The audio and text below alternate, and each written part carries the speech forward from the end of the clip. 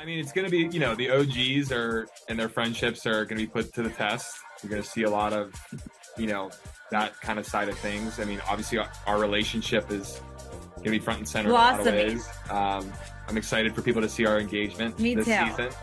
We're going to have unbelievable theme parties like we're known for. Yeah, like the fact that we're 7 years in, 7 seasons in, and we just still come up with themes that have never been done before. Like, I'm impressed by us. Yeah, I mean, we've shaken that theme tree to death. Like, it's running low on ideas. But we have some really good ones. And then, we have some new friends that have joined the house, which I think everybody's going to love to meet and certainly bring new elements with their personalities and how they fit in. It's always great having new friends join us. So, and they were great additions. They were great additions. Well, depends on who you ask, I suppose. Yeah, I mean, I feel like it was probably, unusual for some people who've known Carl to be single, Lindsay, and either single or in a relationship with someone else. And, we've kind of like had these individual journeys while on, in the summer and on Summer House. So I think the fact that our journey finally came together and now we're like entering this new season as an official couple. And like, I think that's a little bit shocking for some people. They just cannot handle it. Yeah, I think it's an adjustment.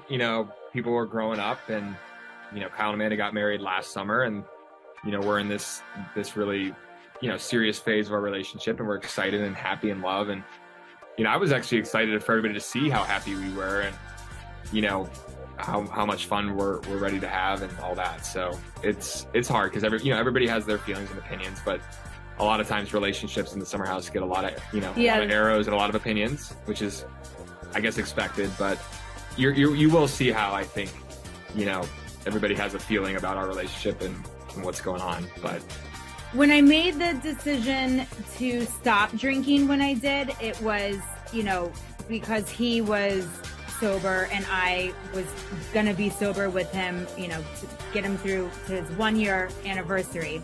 Then it was like, oh my gosh, this is fun. Like I get to, like, Carl and I are in this like super like honeymoon phase. I don't even need to drink. We had so much fun together, getting to know each other in this new capacity, dating and in a romantic way. And then I think it was like Easter, we were in Florida and I was with my aunt and I was like, kind of just like want to have a glass of wine with my aunt. And then right after that, I was in LA with Danielle. And like, that was always something that Danielle and I just like loved, like having some wine together. So, and then it just sort of progressed from there. And it's summertime. I just love summer. I'm a summer baby. It's always been my thing.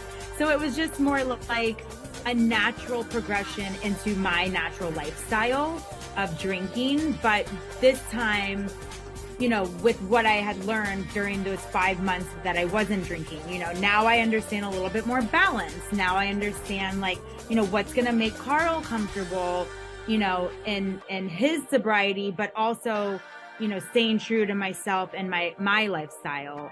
So yeah, I mean, that was like the impetus to the decision to start drinking. It was no big, like, it wasn't like some big reveal. It was just like, okay, well, here it is again. I was,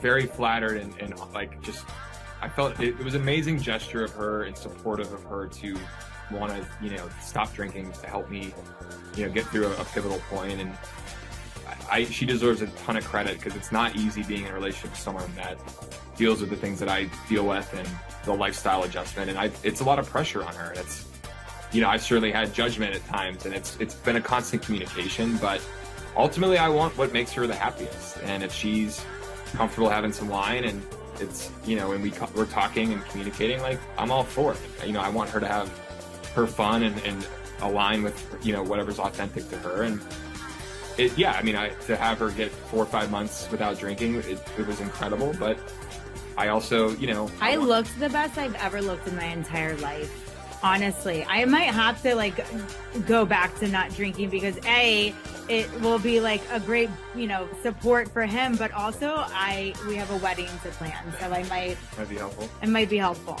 Yeah, we have met some friends who, one person's sober, the other's not. It's something we're constantly talking about.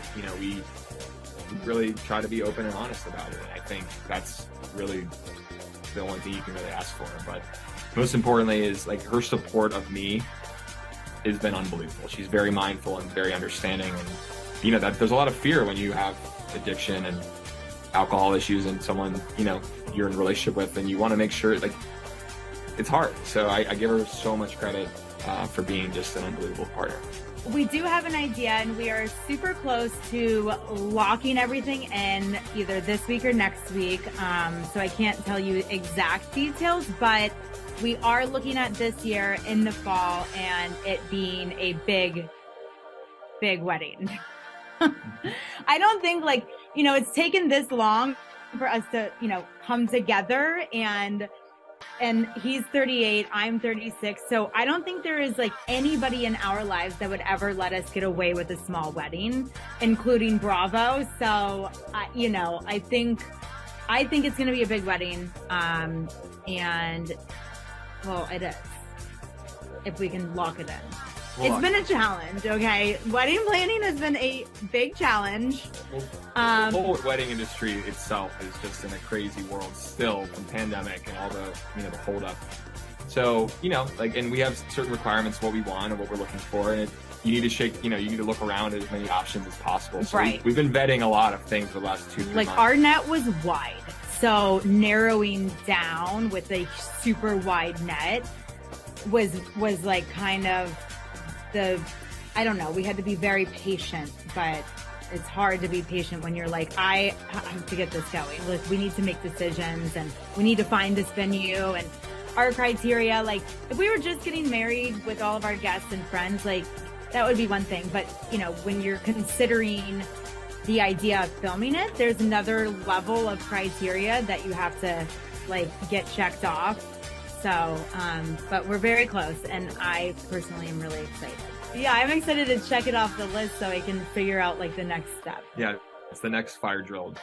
It would be crazy to me, and this is again just me, that from season 1 till now to all of a sudden just not see our wedding. We've been such big parts of the show, and yeah, you've been watching since season 1. You've seen our journeys, and now we're together, and you're going to see the engagement this season, and then for them not to imagine we were all right, well, that's all you get from Carl and Lindsay. You're going to be what? Yeah, sorry. You got to sign up for Patreon for $12.99 to see our wedding. Oh my God, could you imagine if we wound up doing that in live streaming? I mean, listen, I guess we could. There'll be some housewives Jen Shaw. Well, first and foremost, we're good. We're gonna be all right. We went to dinner the other night. He's my friend.